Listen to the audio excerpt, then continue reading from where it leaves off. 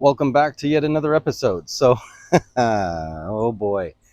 Yeah, got some backlash for the last video that I did in regards to, the topic of PENTAX that no one really talks about. What happens if PENTAX can no longer source any of the parts they need for the cameras, right? Because they're focusing on DSLR. So that got some negative feedback, but hey, you can't please all the people all the time. And I guess last video, all those people watched that one. So let's focus on something good. Let's do some macro photography today. I've got a pretty busy day today, not photography related, so I'm a little pressed for time. However, I did want to get something else out, something on, shed some positive light to show that I am not leaving the Pentax world. I am still sticking with Pentax. There's nothing wrong with the cameras. Nothing wrong with this bad boy at all. I still love it. K3 Mark III. Have the DFA 100 macro, WR, the old version. I am still contemplating on upgrading to the new AW version, but for now, this thing still works brilliantly, and I have no reason to switch yet. I might, but not yet. And yeah, let's just get some macro photos done. Not necessarily bugs and insects, but just, the textures of vegetation and things like that, flowers, things, because the thing I love about macro is you can make the most mundane thing look very interesting just from the textures of things you just normally wouldn't see with the naked eye. All right, so to start off, we're just gonna take a shot of some basically sun-dried strawberries here. Not going to be the greatest appealing thing to eat, but the details will be there, the little hairs on the stems and things like that. So I've got the K3 Mark III set up here. And all right, let's just get a couple of images here. You ever wondered what a sun-dried strawberry would look like? Then this will definitely be it. This will give you a very good idea as to what it looked like. And there's a little tiny one flowering. A little bit of a flower opening here.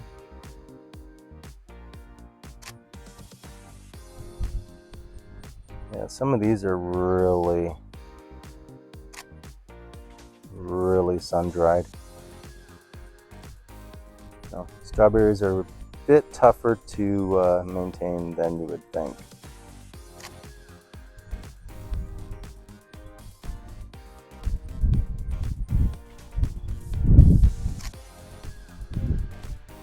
All right, let's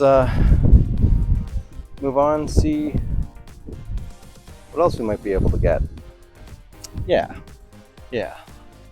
Move further into the backyard. So just to show you.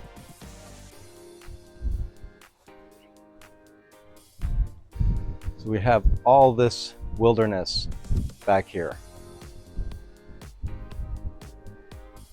All of that. Some weeds, some flowers, some other vegetables. So let's take a look. Okay, so this time I'm in live view. Before that I was using the OVF, and I'm almost at minimum focus distance here. A bit of shadow, a slight bit.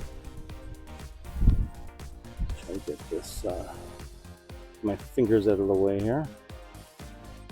I'm holding the stem because it's a little on the windy side. Oh, that should be okay. It's focusing mainly on the center where it's all yellow. Let's raise that up a little bit. See if I can get a full flower in. There we go. That looks about right.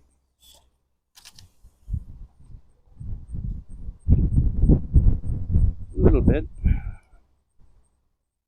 Got the exposure down. It's a bit overexposed. Yeah, that should be good.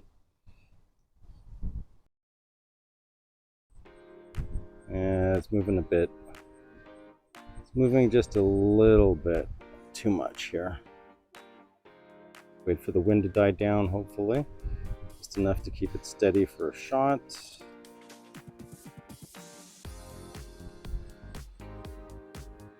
Come on, work with me. See, the thing with macro is a lot of it is just patience. You just gotta wait and just be patient, especially if you're shooting flowers and there is a bit of wind movement, because you don't want any movement to wreck the photo, right? However, sometimes you just reach out and hold it as long as your hands are out of the way and you're not shaky with your hands, which apparently I am.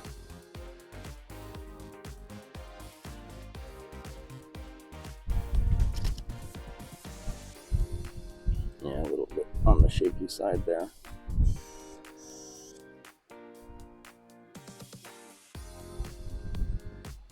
Okay, so let's increase the ISO.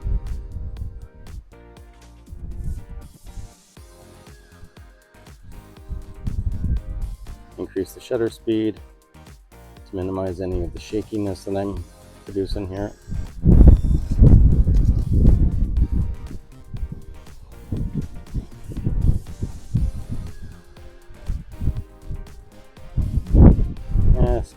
Still on the shaky side.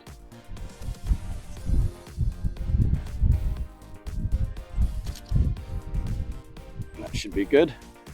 All right. Now let's get some pictures of some weeds. That'd be fantastic. Everybody likes weeds, right? I'm just kidding. Weeds are terrible.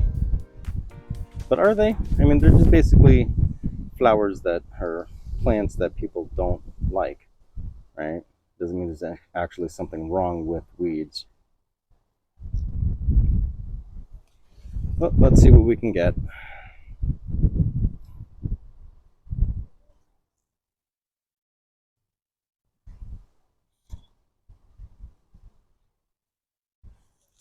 I just want to get that out of the way.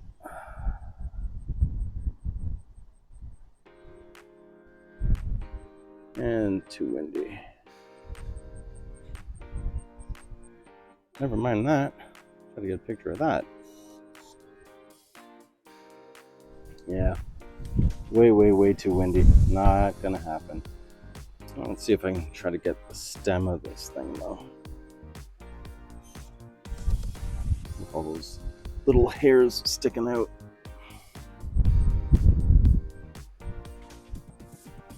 Still in live view, obviously.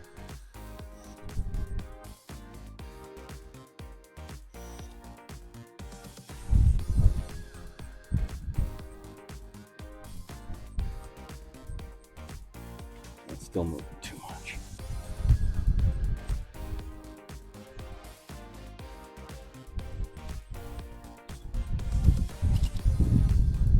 There we go. All those little hairs.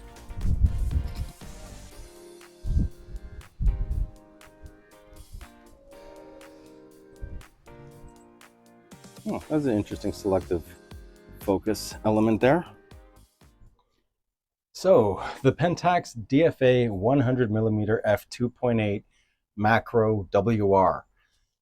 Yeah, it has its shortcomings, but at the same time, it is a very versatile lens, and especially for macro, you are rewarded with incredible sharpness and that 3D pop that everyone is so seeking in their macro photography, or a lot of photography in general, like portraits and things like that. You want that extra dimensional rendering, which the DFA 100 macro absolutely does in spades. So there you have it, the 100 f2.8 macro WR from PENTAX.